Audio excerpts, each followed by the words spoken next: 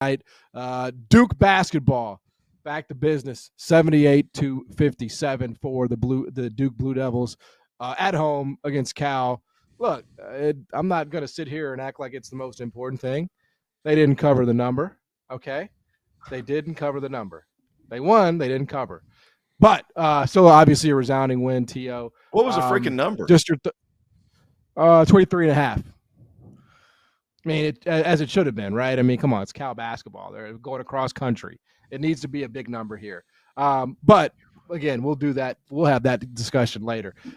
Just your thoughts on Duke kind of getting back to business and polishing off this Cal team.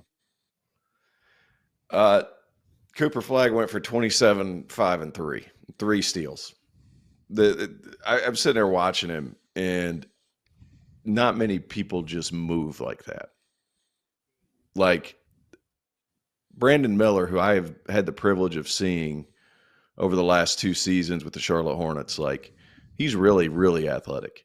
He doesn't move like that. This guy's a gazelle. It's like he had a steal today where he goes down.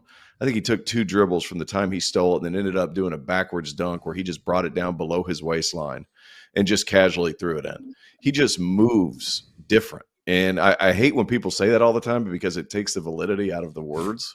But like his strides, I was sitting there watching. I was like, man, he gets by people. It doesn't even look like he's making a move. And I end up going back and rewinding it and rewinding. I'm like, why is he getting to spots like this? And it's 2 things. First thing is he changes levels so well. And what I mean by that is he'll be dribbling and he'll get from standing straight up to getting his chest in your midsection as fast as he gets going. That's number one. The other thing is his legs are so flexible and his strides are so long. He covers so much space without looking like he's going that fast. So like whenever he's just gliding past you, it's because his steps are so long. He's not playing against people like him. That's the best way I can put that. And not only that, the dude, and I mean this as a compliment, the same way as I would compliment Tyler on this. He's kind of an asshole. The same way Tyler was kind of an asshole when he played. And that's the best compliment you can give somebody. He has that edge too. I'm telling you, because like I'm sitting here watching, I'm like, hey, what makes him different? And I think those 3 things are the things that make him different. Do you accept that?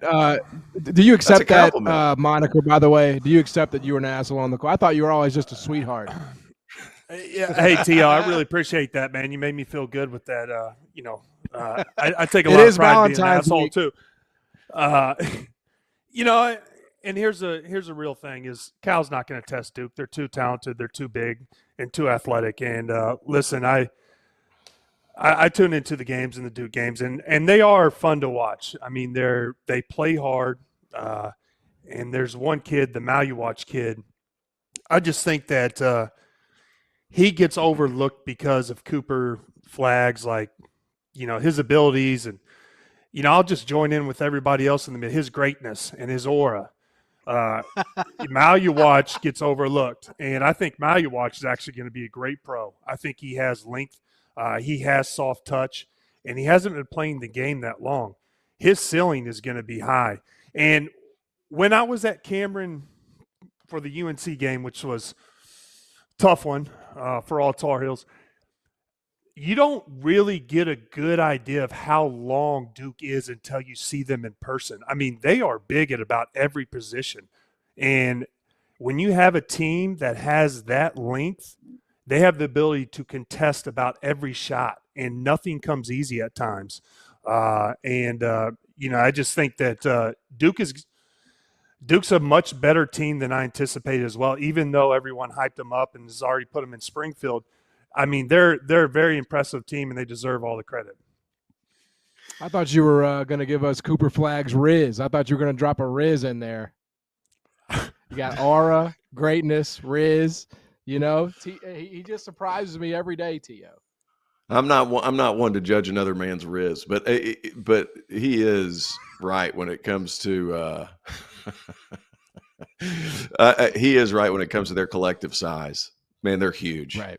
Like they're huge across the board. And I was watching Game Day a couple of weeks ago, and Billis says, "Well, I'd like to see Duke get out and create more turnovers."